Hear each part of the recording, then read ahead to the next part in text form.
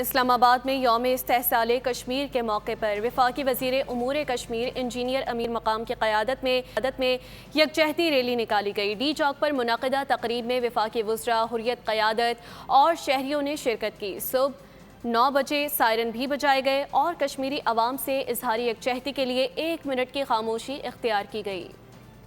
اسلام آباد میں یوم استحصال کشمیر کے موقع پر کشمیری عوام سے اظہار یکجہتی کے لیے ریلی نکالی گئی۔ وفاقی وزیر امور کشمیر اور گلگت بلتستان انجینئر امیر مقام کی قیادت میں ریلی ڈی چوک پہنچی تو صبح 9 بجے سائرن بجائے گئے۔ شرکاء نے 1 منٹ کی خاموشی اختیار کی۔ انجینئر امیر مقام نے کہا کہ 5 اگست 2019 کو بھارت نے خود ساختہ طور پر مقبوضہ کشمیر کی خصوصی آئینی حیثیت ختم کی، جسے کشمیری عوام اور پاکستان نے مسترد کیا۔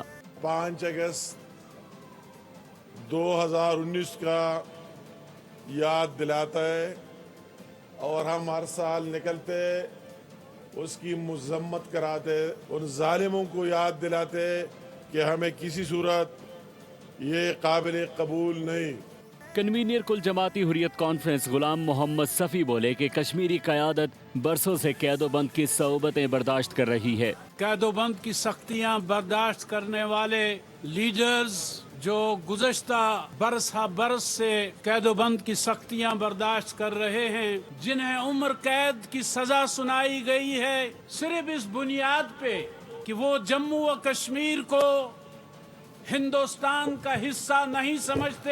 وفاقی وزیر پارلیمانی امور ڈاکٹر طارق فضل چودھری نے کہا کہ بھارتی اقدام بین الاقوامی قوانین اور اقوام متحدہ کی قراردادوں کے منافی ہے۔ 5 اگست 2019 کی مناسبت سے ہم یوم سیاہ اس لیے قرار دیتے ہیں کہ یک طرفہ طور پہ بھارت نے اپنے آئین کی دفعات 370 اور 35A کو منسوخ کر کے مقبوضہ جموں و کشمیر کی خصوصی آئینی حیثیت کو ختم کیا۔